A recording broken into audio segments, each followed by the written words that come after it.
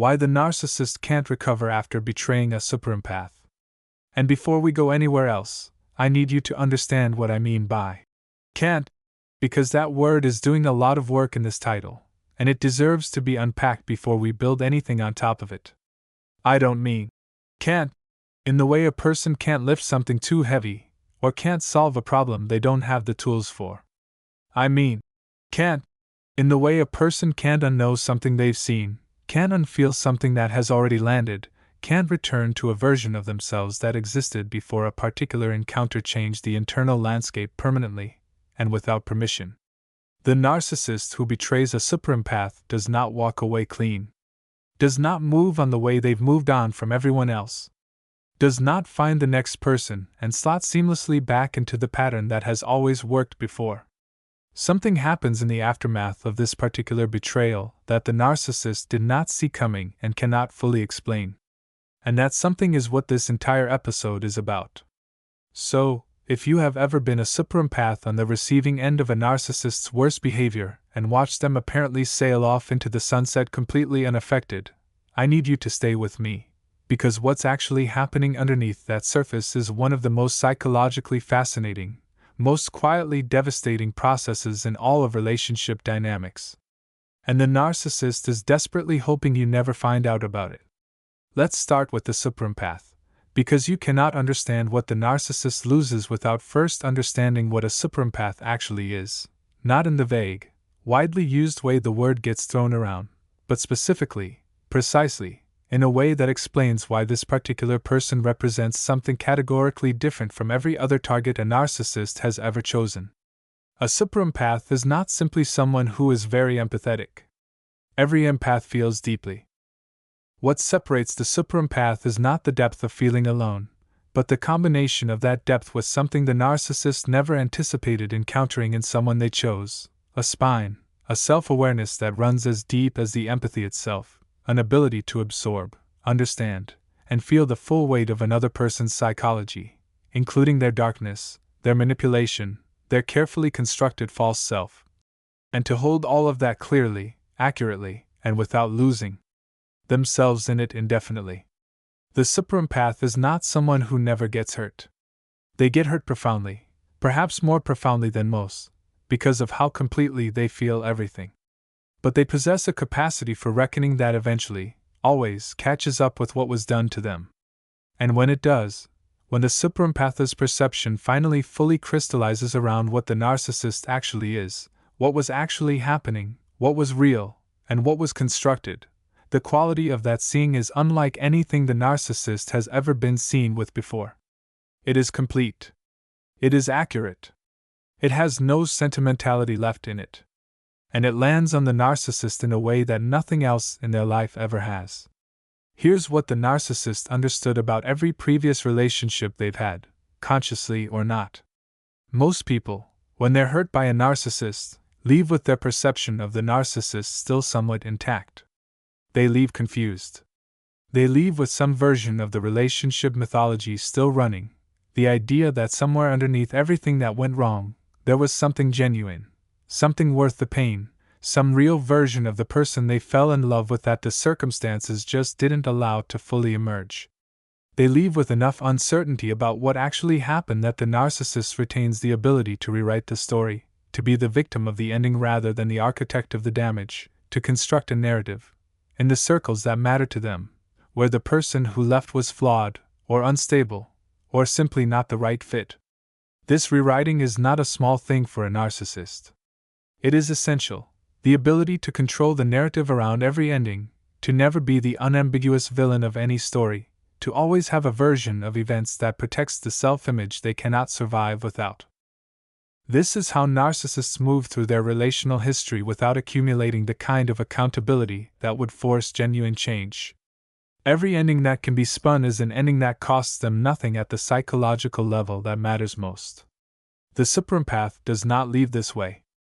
When a superempath finally reaches the end of their capacity for a narcissistic relationship, and it is always a process, never a sudden snap, always the result of a slow and thorough accumulation of evidence that the person they are with is not capable of what the relationship requires, what they take with them on the way out is not confusion.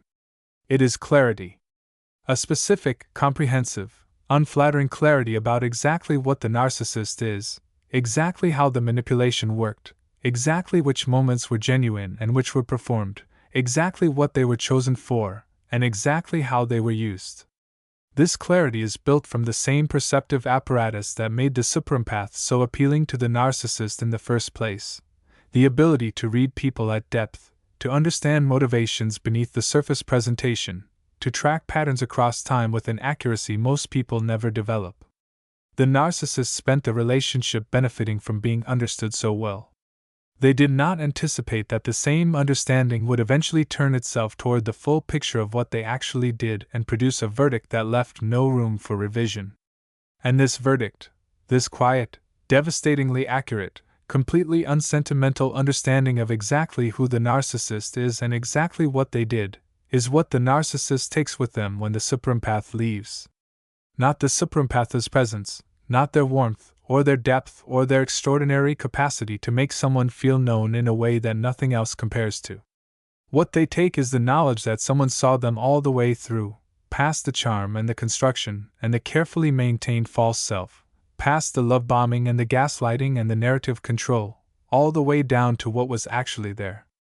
And what was actually there was seen clearly, held accurately, understood completely, and still found insufficient. Still found worth leaving. The narcissist has been rejected before. They have been left before. But they have almost never been seen before, not like this, not with this quality of accuracy. And the rejection that comes from being fully seen and still not chosen operates on a completely different register than any rejection they have previously experienced. It does not just sting the ego in the familiar way that previous endings stung it. It penetrates something deeper, something the narcissist has spent their entire life building elaborate structures to protect: the terrifying, never examined, always defended core question of whether they are actually enough, whether there is something genuinely worth knowing underneath everything they perform. And the superempath's exit, carrying that clear-eyed verdict with them, answers that question in a way that the narcissist cannot argue with, cannot reframe successfully, cannot spin into something more comfortable, because the superempath saw too much, too clearly, for the spin to stick even in the narcissist's own internal narrative. This is where the inability to recover actually begins. Because every coping mechanism a narcissist has ever successfully deployed in the aftermath of a relationship ending requires a certain amount of narrative flexibility. It requires that the story of what happened can be shaped, at least partially, into something that reflects well on them, or at least neutrally. But the superempath leaves with the real story, not a bitter, exaggerated, emotionally reactive version of the story, the accurate version. And the narcissist knows it is accurate, which is the part that makes it impossible to dismiss entirely. Even in private, even in the moments when no one else is watching and the performance of being fine is temporarily switched off, in those moments the knowledge that someone understood exactly what they were doing and chose to leave it anyway arrives without the cushioning that denial usually provides. Because the superempath's clarity doesn't leave room for the narcissist to convince even themselves that it was a misunderstanding, that they were misread, that if the superempath had just seen them differently, the outcome would have been different. The superempath saw them correctly. The outcome reflects that. And the narcissist, alone with that reality in the quiet moments they cannot fill with distraction, finds something there that they have no established method for metabolizing. What they find, what it does to every relationship they attempt to build after this one, and why the pattern that has always reliably rebuilt their ego after previous relationships fails to fully work this time. That is the story that explains everything about why betraying a superempath is the one thing a narcissist genuinely cannot walk away from unchanged. And that is exactly where we are going next. What they find in those quiet moments, the moments the narcissist works harder than almost anyone realizes to never have to sit inside, is something that does not have a comfortable name in the vocabulary of someone who has spent their entire life avoiding self-examination. It is not guilt in the way a person with a fully developed conscience experiences guilt, with its accompanying impulse toward accountability, toward repair, toward the genuine desire to have been different. It is something more disorienting than guilt, and in many ways more corrosive, because it is closer to recognition. A recognition that arrives without the machinery of empathy that would allow them to process it constructively, without the self-awareness that would allow them to do something useful with it, without the emotional tools that would allow them to integrate it into a coherent understanding of who they are and what they need to change. It arrives as a raw, unprocessed knowing that sits in the center of them with nowhere to go. The knowing that the one person who understood them completely, not the performed version, not the charming version, not the version constructed to elicit admiration and supply, the one person who saw all the way down to what was actually there, decided that what was actually there was not something they could stay for. And unlike every previous person who left, the superempath cannot be dismissed as someone who simply didn't understand them well enough. The superempath understood them better than anyone. That was the whole problem. That is the whole problem that does not go away. So what does the narcissist do with this? Because a narcissist without a coping strategy is not something that happens. They will always reach for something, always find some mechanism for managing what cannot be integrated. The first thing they reach for is replacement, which is what they always reach for first, the familiar logic that the ache of one person's absence can be resolved by the presence of another. And they find someone usually quickly, because the narcissist's ability to attract people has not diminished. The charm still works. The love bombing still lands. The initial phase of a new relationship still produces the hit of admiration and attention that temporarily quiets the noise. And for a while, maybe a few weeks, maybe a few months, the replacement strategy appears to be working the way it always has. They feel the familiar forward momentum of a new dynamic, the relief of having supply again, the comfortable reset that a fresh start with a new person has always provided before. But something is different this time, underneath the surface of the new relationship, in the private experience of the narcissist. When the newness quiets enough for comparison to become possible, the new person doesn't see them the way the superempath saw them. And somehow, despite the fact that being seen that clearly was ultimately what exposed them and contributed to their undoing, the absence of it in the new relationship creates a flatness they weren't prepared for, a low-grade dissatisfaction that sits underneath the supply like static underneath music, always present, always slightly ruining the experience, impossible to fully tune out. This is the specific trap that the betrayed superempath leaves the narcissist in. And it is not something the superempath designed or intended, or is sitting somewhere orchestrating with satisfaction. It is simply the natural consequence of having been a certain quality of presence in someone's life. Because the superempath, for all the pain of the relationship, for all the ways the dynamic was broken, and the cost was borne almost entirely by her, also gave the narcissist something they have received from no one else and will receive from no one else in quite the same way, the experience of being genuinely, deeply, accurately known. Not flattered, not idealized, not performing for an audience that only sees the surface, actually known. And that experience, even in the hands of someone who exploited it, and weaponized it, and ultimately couldn't tolerate the accountability it implied, leaves a mark. Because the human need to be known is not exclusive to people with healthy psychologies. The narcissist has it too, buried under layers of defense and performance, and the elaborate false self constructed to protect the wound underneath. They have it, and they have almost never had it met, because the kind of knowing the superempath brought to the relationship requires the person being known to be willing to be seen. And the narcissist has spent their entire life engineering the opposite of that. Except, with the superempath, somehow, briefly, imperfectly, terrifyingly, they were seen anyway. And now that it's gone, the absence of it is louder than they expected, louder than anything the new supply can drown out. Now, here is where the inability to recover moves from being about the loss of the superempath specifically into being about something the narcissist carries into everything that comes after. Because the recognition that arrived in the quiet moments, the raw, unprocessed knowing about themselves that the superempath's clear-eyed exit deposited somewhere they cannot reach to remove it, starts doing something the narcissist has no framework for managing. It starts contaminating the performance. Not visibly, not in ways that are immediately obvious to new people who don't have the context to notice the difference, but in small, private ways that the narcissist registers with a discomfort they cannot name.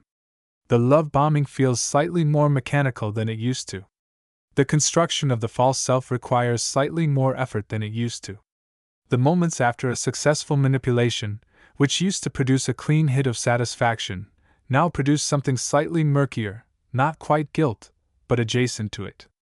Something that asks a question the narcissist has no interest in answering but cannot entirely silence.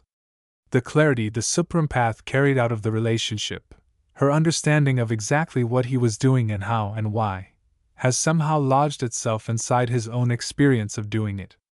She saw the mechanism, and now, because she saw it so completely and so accurately, he cannot fully unsee it from the inside. The trick doesn't work as cleanly when some part of you is now aware, against your will, that it is a trick. This is psychological territory that the narcissist has never occupied before and has no map for. Every previous relationship they left, or ended, or destroyed, gave them at minimum the intact ability to move forward as themselves, the performed self, the constructed self, the self that has been working reliably in the world for as long as they can remember. The narcissist's betrayal of the superempath has compromised that ability in a way they cannot fully repair. Not destroyed it. A narcissist's defenses are formidable, the false self is resilient, and the capacity for denial runs deep and wide, but compromised, slightly cracked. And a crack in the foundation of a structure built entirely on performance is not a small thing. It is the place where the whole architecture becomes, for the first time, slightly untrustworthy, slightly unreliable, slightly less certain to hold under the weight it was built to carry. And what this ultimately produces in the narcissist, who will never admit it, and may never even fully consciously recognize it, is a haunting. Not in the dramatic, gothic sense of the word, but in the quiet, persistent psychological sense, the presence of something in the background of everything they do that was not there before. The superempath haunts them not because she was perfect, or because the relationship was genuinely healthy, or because what they had together was the love story the narcissist may sometimes rewrite it as in memory. She haunts them because she was real. Because in a life built almost entirely on surfaces and performances and the management of other people's perceptions, she represented something that could not be managed, a genuine encounter with someone who would not be fooled, who could not be permanently deceived, who absorbed everything he brought and eventually, quietly, clearly handed it back to him with her departure and said, "I see exactly what this is, and I choose better than this for myself." That moment of being chosen against, not from confusion, or hurt, or a failure to understand what he was, but from a complete and accurate understanding of exactly what he was, is the moment the narcissist cannot move past, cannot fully metabolize, cannot spin into something that restores what it took from them. Because what it took was not just her presence. It was the last remaining ability to fully believe their own performance. And without that, recovery, real recovery, to the version of themselves that existed before she saw through it, is not something that is coming. It is something that was permanently, quietly, and irrevocably foreclosed the moment she walked out, carrying the truth of them more clearly than they have ever been able to carry it themselves.